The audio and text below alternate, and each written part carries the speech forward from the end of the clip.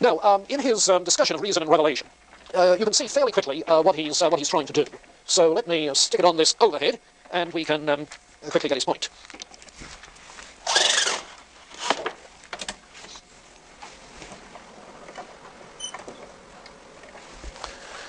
Okay, then, natural reason has its limits in regards to knowing God. Natural reason, that is to say, reason without the added benefit of special revelation. Where the term special revelation refers, of course, to Scripture, the coming of Christ, and so forth. Natural reason is limited in regards to the knowledge of God. Limited in varying degrees, because there is a gradation of intellectual abilities among humans. Part of the hierarchy of being.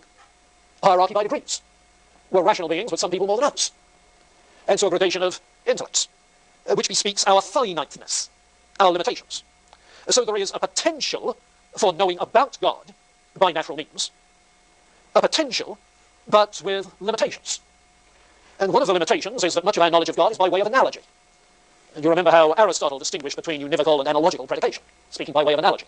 Aquinas makes those distinctions as well in the piece on principles of nature, which you're reading. But we tend to think of God by analogy to other persons, so that we predicate goodness of God by analogy to goodness of created things. This is part of the limitation of natural reason.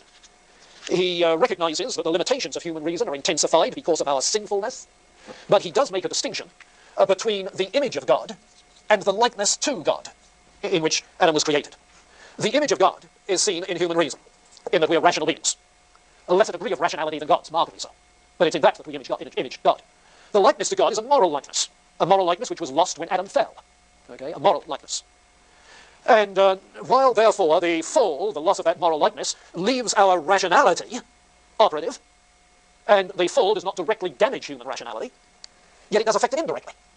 Inasmuch as a person is prejudiced against certain conclusions, inasmuch as a person comes at things with biases, insomuch as the mind is distracted by other loves, and so on and so forth, all sorts of ways in which the moral condition of a human soul is likely to affect indirectly the knowledge of God. There is an interplay there. So then, natural reason has its limits both in finiteness and in fallenness regarding the knowledge of God. Ben. Francis Schaeffer comments about Aquinas on saying that, and he faults Aquinas for saying that the rationality are rational, and that is not fallen. Yeah, and technically he's right in that because of this distinction between the image and the likeness, it's the likeness that is lost in the fall, not the image.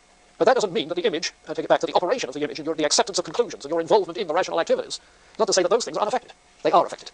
So while Schaeffer was right in principle, I think he overgeneralized and drew the wrong conclusions. Yeah.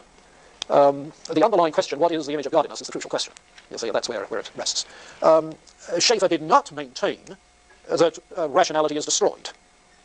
In fact, he, I suspect, of all recent apologists, has probably stressed the rational more than many, you see. So that in terms of how he proceeded, I suspect that the degree of confidence he had in reason was not unlike that of Thomas Aquinas, curiously. Incidentally, the reason that Thomas gets bad press from some Protestants on this matter of faith and reason is not so much due to Thomas as later Thomists, in the later scholasticism of the post-Reformation period, Enlightenment scholasticism, perhaps. In fact, Bob Roberts' brother-in-law, Arvin Voss, who teaches at University of Western Kentucky, has written a book on Aquinas and Calvin, I think it's called, dealing precisely with their views of faith and reason and revelation, in which he argues that Aquinas' view of reason, faith and reason, is essentially the same as that of John Calvin. And it's a book published by Erdman's. You can check it out for yourself sometime if you like. Okay, natural reason then is limited. Revelation declares what reason can demonstrate. Yes, plainly. Aquinas thinks that reason can demonstrate the existence of God and the immortality of the soul. But these are things which revelation also declares. Why? Well, the reasons are obvious. By virtue of the degrees of rationality, some people are not equipped for such rational work. It may be possible to demonstrate it, but because of ability, because of time, they may not be able to do it. Secondly, those who could might find that it takes excessive time and effort because of the profundity of the topic, or as he says, because of the distractions of youth. And I suspect if you examine your own lives, you'll know what he means. Because of the distractions of youth. Third, because of the weakness of will, that's the effect of sin on the moral likeness, because of the weakness of will affecting the operation of the intellect. The way in which weakness of will affects the operation of the intellect. You can't stick at it, or you're not willing to follow it to the conclusion, as the case may be. Okay, number 3, reason also declares, revelation, I beg your pardon, revelation also declares what reason cannot by itself attain, like the doctrine of the Trinity, or of the Incarnation. So you get the popular picture of Thomas saying to us that reason can come so far and then revelation meets it there. That's the popular picture. The more actual one, I think, is revelation meets us there and reason can follow so far. That is to say, if revelation, number 2, declares what reason can itself demonstrate, revelation goes a lot further than in the popular picture. Number 4, faith assents to these truths of faith, as they're called, truths of revelation. Faith assents to those truths of revelation, which may then be confirmed by reasoning. That is to say, by evidence and argument that make plain that such beliefs are at least reasonable, even though you may not be able to demonstrate conclusively. Reasonable. And that showing the reasonableness of certain truths of faith, that is to say, there's no logical objection to them, nothing self-contradictory and so forth, that is the work of what nowadays we call philosophical theology. And so if, in the Saturday morning session, you stuck it out to the final paper, you noticed Thomas and Duns Scotus and Occam were presented as examining arguments for the resurrection of the body. Thomas maintaining that reason can provide rational confirmation. Not necessarily proof, but show that it's reasonable granted the metaphysical framework, which is something that Duns Scotus and William of Occam were not willing to say. They felt it was a truth of revelation which could not be demonstrated by reason. So illustrating number 4.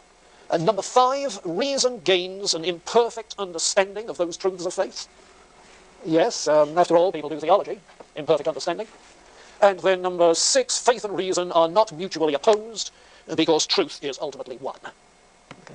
And that last, obviously, is his rebuttal of the claim to twofold truth. So that was his way of responding then to what Averroes had been doing. I'm sorry, we ran over time.